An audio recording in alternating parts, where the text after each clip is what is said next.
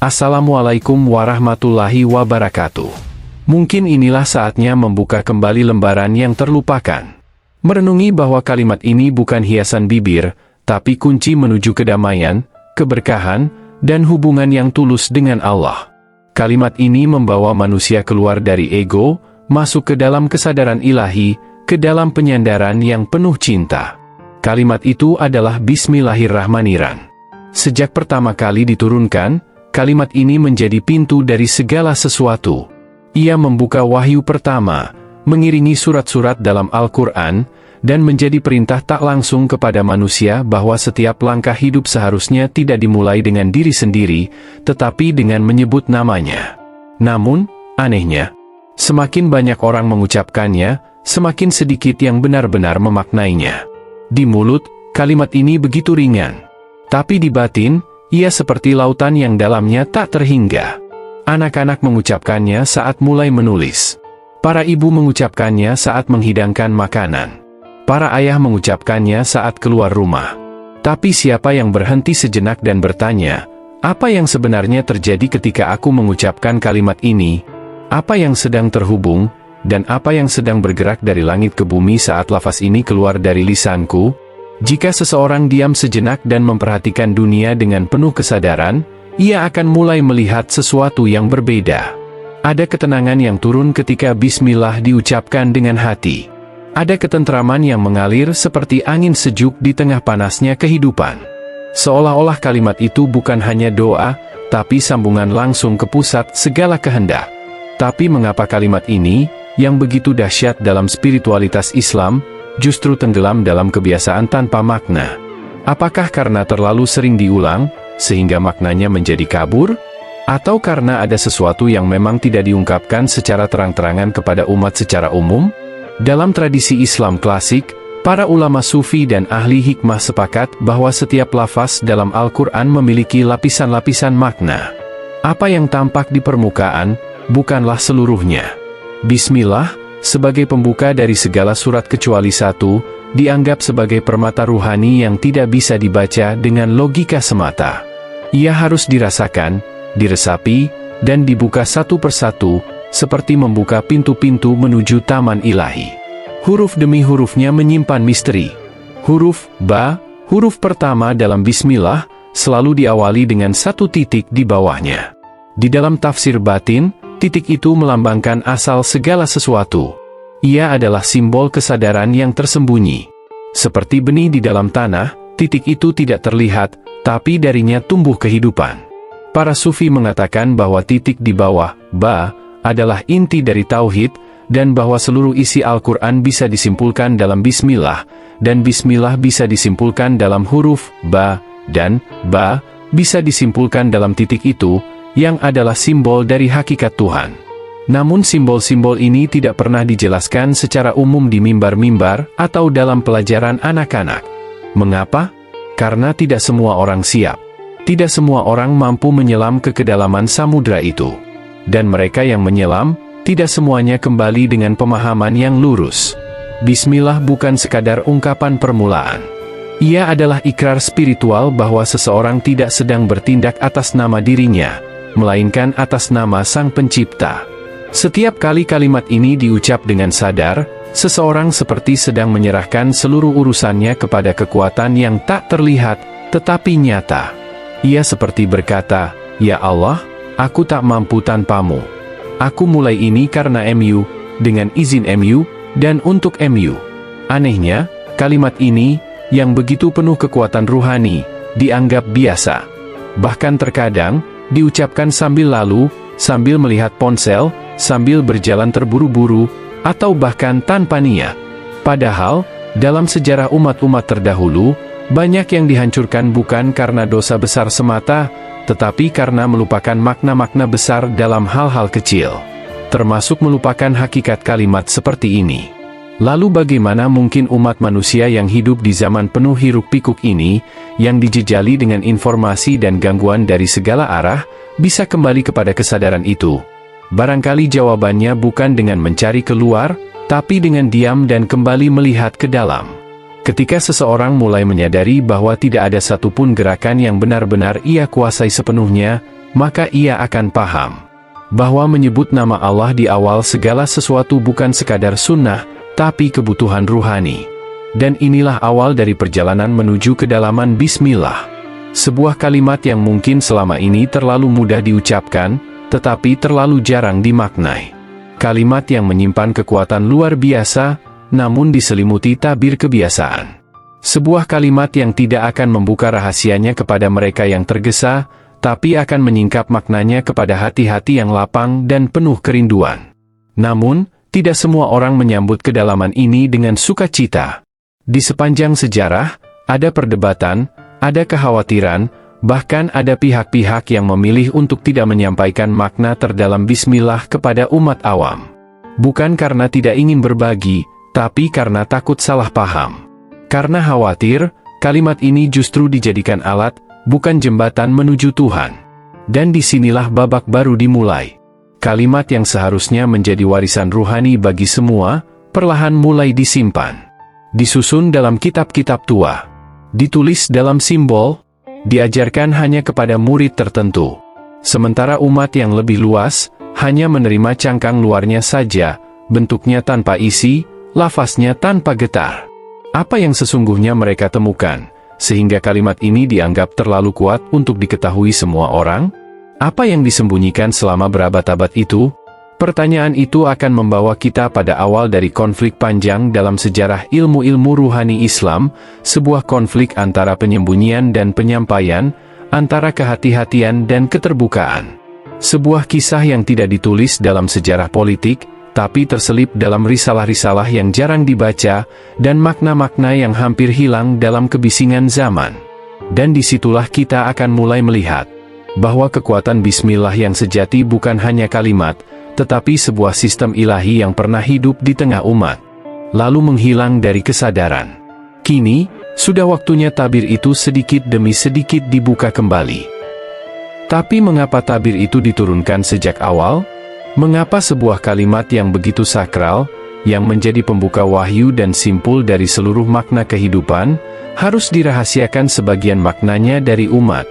Dalam catatan sejarah spiritual, tidak semua pengetahuan disampaikan secara terang-terangan.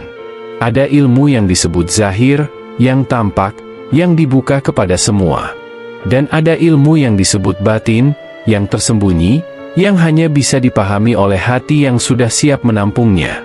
Ilmu batin ini bukan untuk disembunyikan selamanya, tetapi untuk dijaga dari disalahgunakan.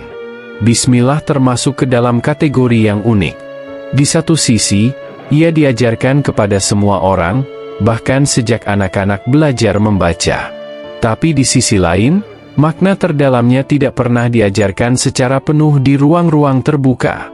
Ia hanya dibahas secara utuh di majelis-majelis ilmu yang sempit, di antara mereka yang benar-benar mendalami ilmu hakikat dan makrifat. Di masa-masa awal peradaban Islam, ada sejumlah ulama dan wali yang menuliskan tafsir-tafsir Bismillah secara simbolik. Sebagian besar manuskrip ini tidak beredar luas, bahkan ada yang hilang di telan zaman. Mereka menulis bukan untuk menyembunyikan, tapi untuk melindungi. Karena mereka tahu, ada kalimat yang bisa menyentuh langit jika diucapkan dengan hati, tapi bisa membutakan manusia jika digunakan dengan hawa nafsu. Mereka takut bahwa jika kalimat ini dipahami hanya sebagai alat untuk mendapatkan kekuatan dunia, maka niat manusia akan rusak. Kalimat suci akan dijadikan mantra, bukan wasilah. Penyandaran akan digantikan dengan penguasaan. Maka mereka memilih diam. Tapi diam itulah yang melahirkan konflik. Di generasi setelahnya, umat mulai lupa bahwa kalimat ini punya kedalaman. Ia berubah menjadi rutinitas, seperti membuka pintu atau menyalakan lampu. Tidak ada yang keliru dalam membiasakan kalimat ini, justru itu mulia. Tapi ketika tidak ada yang mengingatkan tentang kedalamannya, umat pun hanya mendapatkan kulitnya, tidak isinya. Ada yang berkata, bukankah cukup membaca Bismillah dengan niat baik? Mengapa harus rumit? Dan disitulah letak kebingungannya. Kalimat ini bukan tentang rumit atau sederhana. Ia tentang kesadaran. Bismillah bisa saja menjadi sekadar pembuka makanan. Tapi bisa juga menjadi jembatan antara dunia dan langit. Perbedaan itu bukan pada huruf-hurufnya, tapi pada kesadaran orang yang mengucapkannya. Ilmu ini sempat diajarkan dengan hati-hati oleh para guru ruhani. Mereka tidak serta-merta membuka rahasia ini di hadapan semua. Mereka akan menguji muridnya, bukan dengan hafalan, tapi dengan akhlak. Jika hati seseorang dipenuhi ambisi, kalimat ini tidak akan diberikan padanya kecuali sebagai rutinitas. Tapi jika hati itu bersih, kalimat ini menjadi cahaya yang membimbing seluruh hidupnya. Bahkan dalam beberapa catatan, ada yang menulis bahwa Bismillah adalah pintu antara manusia dengan iradah Allah, yaitu kehendak ilahi. Ketika seseorang memulai sesuatu dengan sungguh-sungguh dalam nama Allah, maka ia tidak lagi bertindak sendirian. Ia menjadi perpanjangan tangan dari rahmat Tuhan. Namun, jika kalimat ini dijadikan alat untuk membanggakan diri, atau untuk mendapatkan sesuatu secara paksa dari dunia, maka maknanya menjadi rusak. Kalimat ini akan kehilangan cahaya spiritualnya dan hanya tinggal bunyi di bibir. Inilah yang ditakutkan para penjaga ilmu. Konflik muncul karena dunia mulai berubah. Semakin banyak orang haus akan rahasia, tapi sedikit yang siap memikul tanggung jawab atasnya. Manusia zaman ini ingin kekuatan spiritual tanpa melewati proses pembersihan hati. Mereka ingin hasil instan tanpa mujahadah. Maka ilmu-ilmu seperti makna terdalam Bismillah tidak diberikan kepada sembarang orang, bukan karena pelit, tapi karena khawatir disalahgunakan. Dalam sejarah tasawuf, diceritakan bahwa ada orang-orang yang mengucapkan Bismillah dengan penuh kesadaran, lalu hal-hal luar biasa terjadi di sekitar mereka. Bukan karena mereka sakti, tetapi karena mereka menyatu dengan kehendak Tuhan. Kalimat itu menjadi getaran yang menyambungkan antara langit dan bumi. Tapi bagaimana jika kalimat itu diucapkan oleh hati yang penuh ego? Maka kekacauan bisa terjadi. Karena kalimat yang seharusnya menyatukan, bisa dijadikan pembenaran atas kehendak pribadi. Dan inilah yang ditakuti oleh para ulama hakikat.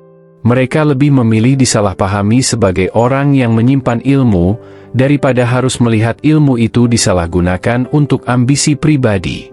Zaman berganti. Kitab-kitab suci masih dibaca. Bismillah masih terdengar di masjid, di rumah, di sekolah, bahkan di pasar. Tapi maknanya mulai terkubur di balik rutinitas. Umat awam hidup di atas permukaan kalimat, tanpa menyelami samudra di bawahnya. Tidak karena mereka tidak mampu, tetapi karena jembatan menuju makna itu sudah lama tidak dibuka. Sampai pada suatu titik, muncul gelombang baru. Gelombang pencarian. Banyak jiwa mulai merasa kosong. Teknologi sudah canggih. Kehidupan sudah serba cepat. Tapi batin terasa jauh dari damai. Banyak yang kembali mencari, mengapa aku merasa hampa? Mengapa ada kegelisahan yang tidak bisa disembuhkan dengan hiburan, makanan, atau pujian? Dan di antara pencarian itu, sebagian mulai membuka kembali makna-makna lama. Termasuk makna Bismillah. Mereka mulai membaca ulang kitab-kitab tua. Mereka mulai bertanya, apakah selama ini aku benar-benar sadar ketika mengucapkan nama Allah? Dan pertanyaan itu menjadi awal dari perjalanan ruhani yang baru, bukan keluar, tapi ke dalam. Menuju kalimat yang telah mereka ucapkan sejak kecil, tapi baru kali ini mereka sadari dalam-dalam. Namun, perjalanan ini tidak akan mudah. Karena untuk bisa memahami Bismillah dengan sebenarnya, seseorang harus melepaskan keinginan untuk menguasai, dan menggantinya dengan keinginan untuk menyandarkan diri. Dan inilah konflik yang sesungguhnya. Antara keinginan manusia untuk memegang kendali, dan kenyataan bahwa Bismillah adalah tentang melepaskan diri. Siapapun yang berani melangkah ke dalam makna ini, akan dihadapkan pada kenyataan bahwa kalimat ini bukan sekadar lafaz. Ia adalah sistem spiritual yang menuntut ketundukan total. Dan inilah hal yang paling sulit diterima manusia modern, karena ia telah terbiasa mengandalkan dirinya sendiri. Tapi justru disitulah letak rahasianya. Bahwa kekuatan sejati tidak datang dari penguasaan, melainkan dari penyerahan. Dan itulah yang selama ini ingin disampaikan oleh kalimat yang paling sering kita ucapkan, namun paling jarang kita hayati. Bismillahirrahmanirrahim. Satu kalimat yang mengandung kunci rahmat universal dan rahmat khusus. Yang dibaliknya tersimpan getaran penciptaan, perlindungan, dan kehendak ilahi yang bergerak di balik layar kehidupan. Dan ketika seseorang mulai memahami itu, ia akan masuk ke dalam bab berikutnya. Bukan lagi sekadar memahami mengapa kalimat ini disembunyikan, tetapi mulai merasakan bagaimana kekuatannya mulai kembali hadir, sedikit demi sedikit, di dalam dirinya. Sebab setelah konflik dan kehausan itu memuncak, akan tiba waktunya untuk menyelami lautan makna yang sesungguhnya. Namun menyelam ke dalam samudra Bismillah bukan perkara mudah. Kalimat itu mungkin terlihat sederhana, 17 huruf Arab, dibaca sekilas dalam hitungan detik. Tapi di balik setiap hurufnya, mengalir sungai-sungai ilmu, makna, bahkan getaran ruhani yang tidak bisa dicerna hanya dengan mata atau akal, tetapi dengan hati yang hadir. Ketika seseorang mulai merenungi kalimat ini lebih dalam, ia akan menemukan bahwa Bismillah bukan hanya pembuka, tetapi peta. Peta menuju pengakuan, penyandaran, dan pengosongan diri dari ego. Ada yang berkata bahwa seluruh ajaran Islam dapat diringkas dalam 3 kalimat. La ilaha illallah, Muhammadur Rasulullah, dan Bismillahirrahmanirrahim. Jika La ilaha illallah adalah inti tauhid, dan Muhammadur Rasulullah adalah jalan meneladani, maka Bismillah adalah permulaan segala langkah menuju keduanya. Ia adalah langkah awal menuju Tuhan. Di titik ini, pengembangan konflik menjadi nyata. Ketika manusia modern mendambakan kemajuan, kekuasaan, kontrol atas segala hal, kalimat ini datang dengan pesan yang seolah berlawanan, mulailah bukan dengan dirimu, tapi dengan menyebutnya. Dan itulah ujian spiritual pertama.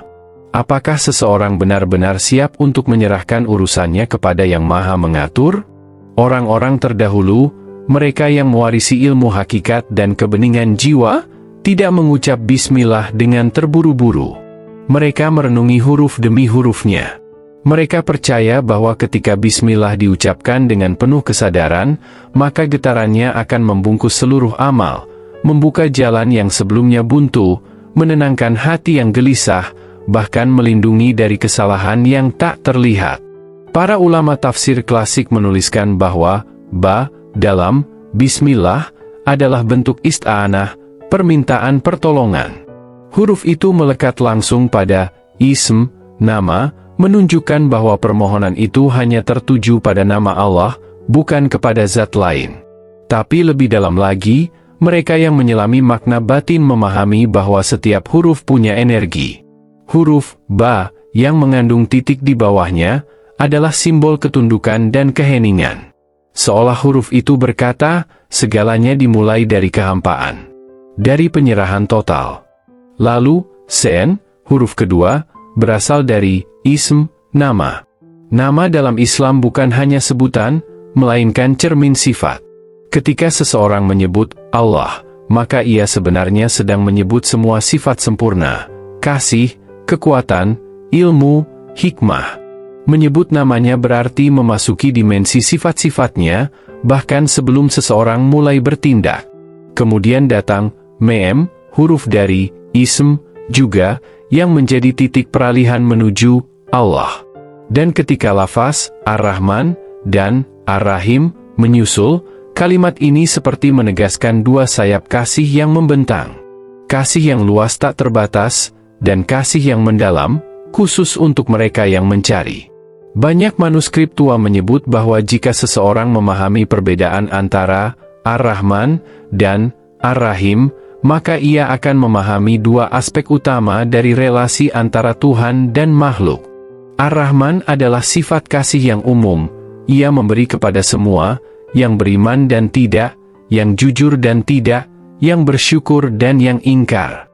Tapi Ar-Rahim adalah kasih khusus, yang turun hanya kepada mereka yang membuka hatinya, yang meminta, yang merendahkan diri. Dan inilah rahasia besar yang mulai terungkap, bahwa Bismillah bukan hanya awal, tetapi gerbang untuk masuk ke dimensi rahmat. Namun tidak semua siap melewati gerbang ini. Karena untuk benar-benar mengakses kekuatan kalimat ini, seseorang harus mengikis satu hal yang paling sulit, ego. Ego berkata, aku mampu, aku tahu, aku bisa. Tapi Bismillah berkata, tidak. Kau mulai bukan karena dirimu, tetapi karenanya. Kau tak punya apa-apa tanpa izinnya. Bahkan nafas pun bukan milikmu. Dan disinilah letak konflik spiritual umat manusia, ketegangan antara kehendak bebas dan kehendak ilahi. Bismillah bukan berarti manusia tidak boleh berusaha. Justru sebaliknya, manusia diperintahkan untuk berikhtiar sebaik mungkin, tetapi tetap menyandarkan hasilnya hanya kepada Allah. Konflik ini terasa lebih tajam di era sekarang. Banyak yang ingin segera tahu rahasia besar dari kalimat ini. Ada yang mencari manfaatnya untuk kelancaran rezeki, ketenangan hati, bahkan hal-hal luar biasa. Tapi sedikit yang bertanya, apakah aku sudah mengucapkan Bismillah dengan hati yang benar? Atau hanya dengan lidah yang terburu? Ilmu hakikat mengajarkan bahwa kekuatan Bismillah bukan terletak pada pengucapannya semata, tetapi pada kesadaran batin yang mengiringinya. Ia bukan mantra. Ia bukan kunci duniawi. Ia adalah ikrar ruhani. Kalimat ini hanya akan membuka makna dan kekuatannya bagi hati yang lembut, yang penuh syukur, dan yang tidak menjadikannya alat, tapi menjadikannya pengingat. Bahkan, para wali Allah menyebut bahwa Bismillah bisa menjadi pelindung paling kuat. Tapi pelindung bukan dalam arti magis, melainkan perlindungan ruhani dari kesombongan, dari niat yang bengkok, dari tindakan yang melukai. Dan ketika seseorang benar-benar hidup dalam kesadaran Bismillah, maka hidupnya berubah. Ia tidak akan memulai langkah tanpa menyebut nama Tuhan. Ia akan berhenti jika hatinya merasa berat. Ia akan melangkah hanya jika ada izin ruhani dalam hatinya. Karena ia tahu, aku tidak berjalan sendiri. Inilah fase ketika seseorang tidak lagi sekadar mempelajari makna Bismillah, tetapi mulai dihidupkan oleh maknanya. Ia mulai menyadari bahwa kalimat ini bukan hanya ada di awal ayat, tetapi seharusnya ada di awal hidup, di awal niat, di awal cinta, bahkan di awal kesedihan. Namun proses ini tidak selesai di sini. Karena begitu seseorang mulai hidup dalam kesadaran Bismillah, ia akan dituntun menuju dimensi yang lebih dalam lagi. Bukan hanya tentang rahmat, tetapi tentang kebersatuan, bahwa yang melakukan, yang menyaksikan, dan yang memberi daya semuanya adalah Dia. Dan manusia hanyalah wadah yang berserah. Dan dari sinilah, perjalanan spiritual akan mencapai puncaknya. Bukan pada banyaknya ilmu yang dikumpulkan, tetapi pada hati yang lurus dan lidah yang jujur saat mengucap Bismillah. Tapi akankah rahasia ini terus tersimpan dalam kalangan kecil? Atau justru hari ini adalah masa ketika makna terdalam Bismillah mulai dibukakan kembali untuk seluruh umat? Sebab ketika dunia terasa bising, dan manusia kehilangan arah, mungkin yang mereka cari selama ini bukan jawaban yang rumit, tetapi satu kalimat yang sederhana. Bismillahirrahmanirrahim. Dan jika kalimat ini kembali dihidupkan dalam kesadaran, bukan hanya dunia yang akan berubah, tapi juga cara kita memandang hidup, waktu, dan akhirat. Karena pada akhirnya, tidak ada yang lebih menenangkan selain mengetahui bahwa kita tidak sendiri. Bahwa segala yang kita mulai, selama disebut atas namanya, akan membawa rahmat yang tidak akan pernah sia-sia. Sebab kalimat ini bukan hanya tentang permulaan, tetapi tentang akhir yang penuh keberkahan. Karena pada akhirnya, tidak ada yang lebih menenangkan selain mengetahui bahwa kita tidak sendiri. Bahwa segala yang kita mulai, selama disebut atas namanya, akan membawa rahmat yang tidak akan pernah sia-sia. Dan di titik inilah, kalimat yang paling sederhana dalam lisan menjadi penentu paling besar dalam jiwa. Setelah sekian lama diselimuti kabut rutinitas, akhirnya umat mulai menyadari bahwa kalimat ini bukan milik orang-orang tertentu, bukan milik para guru besar atau para wali semata, tapi milik setiap jiwa yang merindukan bimbingannya.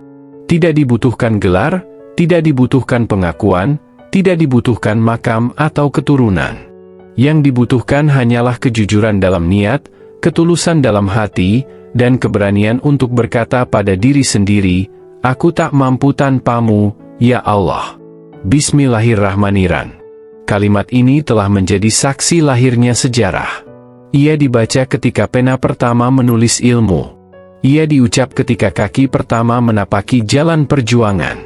Ia mengiringi kelahiran, dan bahkan membimbing mereka yang akan menghadap kematian. Ia hadir di antara tawa dan air mata, di antara pertemuan dan perpisahan, di antara rezeki yang datang dan cobaan yang menimpa. Kini, setelah tirai makna mulai disingkap satu persatu, seseorang tak lagi melihat bismillah sebagai kebiasaan, melainkan sebagai ikrar hidup. Kalimat ini menyadarkan bahwa tidak ada satupun detik dalam hidup yang bisa dilewati tanpa penyertaannya. Dan yang lebih mengejutkan, kekuatan bismillah bukan hanya melindungi, tapi menghidupkan. Menghidupkan hati yang beku, menghidupkan semangat yang patah, menghidupkan kesadaran bahwa kehidupan ini bukan sekadar serangkaian peristiwa acak, tetapi rangkaian yang disulam oleh tangan tak terlihat, yang merajut setiap langkah dengan kasih dan ilmu yang melampaui batas manusia. Ada mereka yang hidupnya berubah sepenuhnya setelah memahami kalimat ini. Bukan karena mendapat mukjizat besar atau penglihatan gaib, tapi karena kesadaran baru muncul dalam diri mereka. Mereka tidak lagi marah saat ditimpa ujian, karena mereka tahu, setiap ujian yang dimulai dengan menyebut nama Allah, pasti membawa rahmat, meski dalam bentuk yang tak dimengerti di awal. Mereka tidak lagi tergesa-gesa. Tidak lagi memulai hari hanya dengan kopi dan rutinitas, tetapi dengan menghadap ke dalam, Bismillah. Aku mulai ini karena MU. Dan dari kesadaran yang sederhana itulah, ketenangan pun turun perlahan, seperti hujan yang membasahi tanah yang lama gersang. Mereka juga belajar menerima bahwa tidak semua hal harus dimenangkan, tidak semua keinginan harus tercapai. Karena hidup yang dimulai dengan bismillah adalah hidup yang terbebas dari paksaan. Ia menjadi perjalanan yang ringan, bukan karena tanpa beban, tapi karena beban itu dibawa bersamanya. Dan dalam pelan-pelan itu, kalimat ini menyembuhkan. Mereka yang terluka, menemukan kedamaian dalam kalimat ini. Mereka yang tersesat, menemukan arah dalam kalimat ini. Mereka yang selama ini hidup tanpa rasa hadir, tanpa makna, tanpa rasa syukur, akhirnya memahami bahwa ada yang lebih dalam dari sekadar hidup, yaitu hidup dalam naungan namanya. Begitu banyak yang telah ditinggalkan manusia modern demi kemajuan, keheningan, kontemplasi, perenungan. Tapi bismillah mengembalikan semuanya. Ia menarik seseorang kembali ke titik awal, ke posisi tunduk dan sadar. Ia menyapa, kembalilah, dan mulai semuanya dari namaku. Dan ketika itu terjadi, ketika kesadaran penuh hadir saat seseorang mengucapkan bismillah, maka seluruh kehidupannya berubah menjadi ibadah. Makan menjadi ibadah. Tidur menjadi ibadah. Berkarya menjadi ibadah.